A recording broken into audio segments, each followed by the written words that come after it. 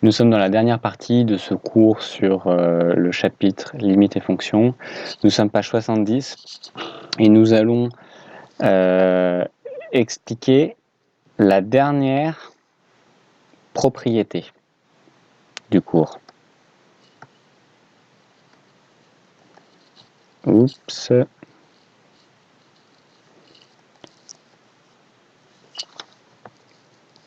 Dernière propriété.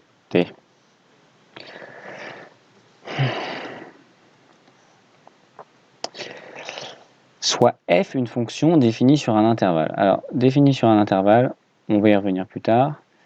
Ma fonction f, je vais lui donner une petite couleur, orange, et soit un, je lui donne toujours tout de suite la couleur rouge, une suite dont tous les termes appartiennent à i. Donc tous les termes appartiennent à i, on y reviendra plus tard.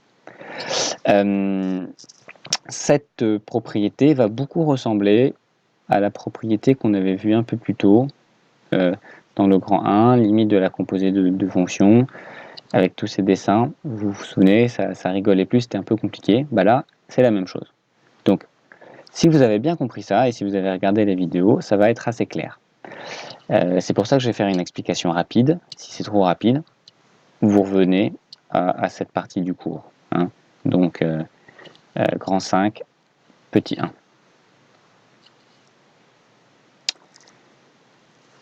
Nous allons avoir, ici on le verra, je ne vais pas lire ça, je vais juste regarder ce qu'on a là. J'ai f de un. Qu'est-ce que ça veut dire f de un? Ça veut dire que j'ai appliqué deux transformations. D'abord, j'ai appliqué une transformation bon sang. D'abord, j'ai appliqué une transformation, je suis plus dedans. Ok. Donc, je reprends, pardon. J'ai mes petits bugs de tablette habituelle. Donc, d'abord, j'ai fait une transformation à travers un. Donc, j'ai fait rentrer un nombre. Et par cette machine un, il y a un autre nombre qui est ressorti. Comme c'est une machine, je peux lui mettre une petite cheminée. On imagine une usine avec des choses qui rentrent et des choses qui sortent. Ce que je vais faire rentrer, c'est du n. Et ce qui va ressortir, ce sont des nombres qu'on va appeler à chaque fois un. Et ensuite, un, je vais le faire re-rentrer à nouveau dans une deuxième machine. Et cette deuxième machine, c'est celle-ci. C'est la machine f. Et puis, peut-être pour être un peu plus rigoureux, je vais dire que cette machine, c'est u, pas un. Un va désigner le nombre. Et puis, quelque chose va, un va être transformé par f et quelque chose va ressortir, c'est le nombre f de un. Ok, donc on reconnaît le schéma qu'on avait plus haut, ici. Et d'ailleurs, si je peux me permettre une petite correction, ici on a grand X qui est transformé par G, et du coup ici ça aurait dû être G de grand X. C'est une petite erreur que j'ai faite. Ok. Maintenant, on regarde les limites. Ok. Donc on va faire rentrer les nombres, 1, puis 2, puis 3. Et puis on va tendre vers plus l'infini. Limite plus l'infini. Ok. On va faire grandir n, comme ça, vers plus l'infini. Tous ces nombres, plus ils grandissent vers l'infini, plus un va s'approcher d'une limite, qu'on va appeler la limite a.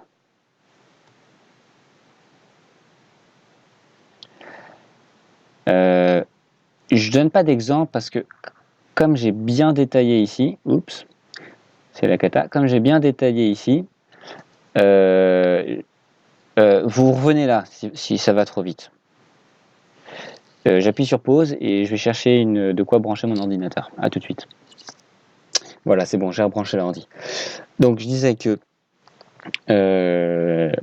on a produit ce nombre, et puis plus n va tendre vers l'infini, plus ce qui va sortir va tendre vers A.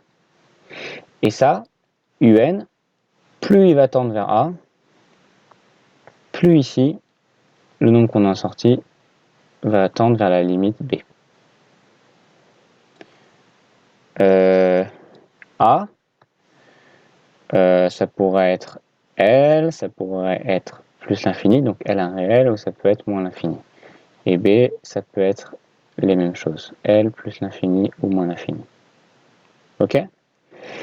Et maintenant, si je regarde le parcours dans son ensemble,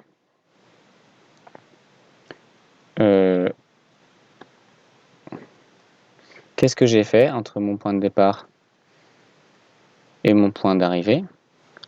Bah, je suis parti de n. J'ai été transformé,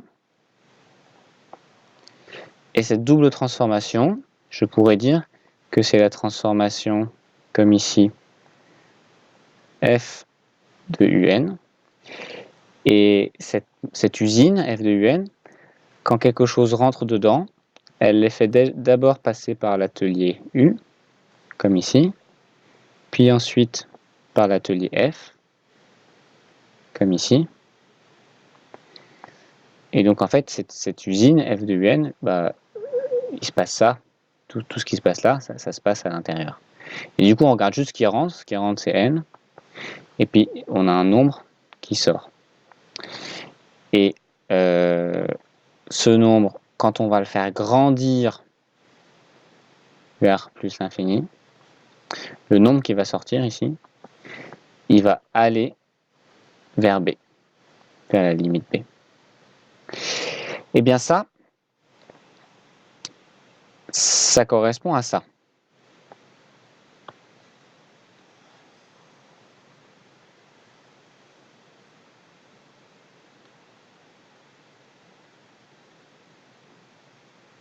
Et tout ça,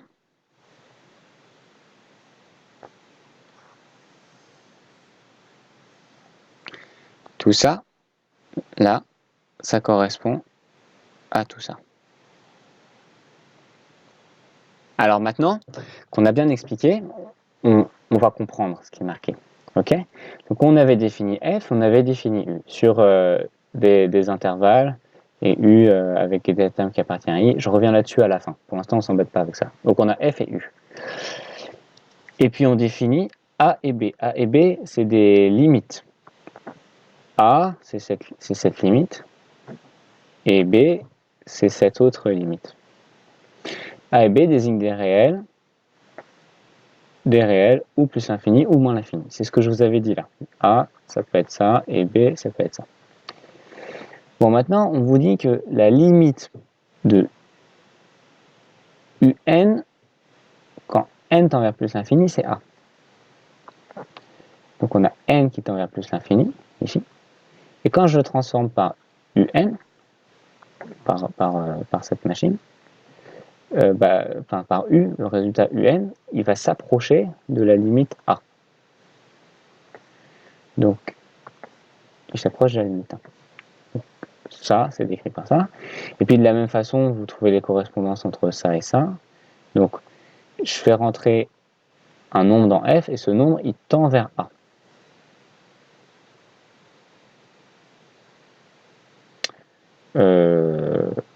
Il tend vers A, ok? Et ce nombre, ici, un, je veux dire, je l'appelle x. Ok? C'est un autre nom, mais ça désigne la même chose, ok? Donc, x, hein, c'est la même chose que un. Je mets un peu petit, comme ça on voit bien x, ok? Donc ici, je fais rentrer un nombre dans la machine f. Donc, on parle de la machine f, ici. Donc je fais rentrer ce nombre, x, et x il tend vers A. Donc c'est bien ce qu'on a. On fait rentrer un nombre qui tend vers A. Et ce qui sort de la machine après la transformation par f, donc f, c'est bien clair comme ça, c'est ça tend vers B. Ce qui sort de la machine tend vers B. Donc on voit ce qui sort de la machine là, ça tend vers B. Donc cette limite B, c'est celle qu'on a là. Et donc qu'est-ce que ça nous dit tout ça? Ça nous dit que si on a ça, donc cette situation qui est décrite là, alors c'est la même chose que de dire ça. Voyons si ce qu'on a sur le schéma correspond bien. J'ai f de un, donc cette double machine, f de un, avec d'abord une transformation puis une transformation par f, c'est-à-dire le mini truc qui est là, c'est tout ce qui se passe ici. Je fais rentrer un nombre n dans ma machine, et n il va vers l'infini, ok? Donc mon n là, il va vers plus l'infini, et je vois que ce qui sort, ici le b, ça va être la limite du nombre qui sort. Et donc, une fois que j'ai fait ma transformation, on va aller vers la limite b. J'ai été un peu fatigué sur cette dernière vidéo. Je ne sais pas si ça s'en ressent, si voilà, sur ces deux dernières propriétés, si c'était peut-être un peu moins bien, un peu moins clair. Dites-le moi en commentaire s'il vous plaît, si c'est le cas. Merci. Je pense que c'est bon ici d'aller regarder un peu sur la page de droite, parce que c'est des notions qui sont compliquées, qui sont assez nouvelles. Donc je pense que ça peut être vraiment bon d'aller regarder ces deux exercices-là et de s'entraîner avec la correction. Je ferai peut-être une vidéo là-dessus, je ne sais pas encore, ça je le déciderai plus tard. Voilà, nous avons donc terminé sur les explications de ce chapitre. C'est la dernière vidéo de la série.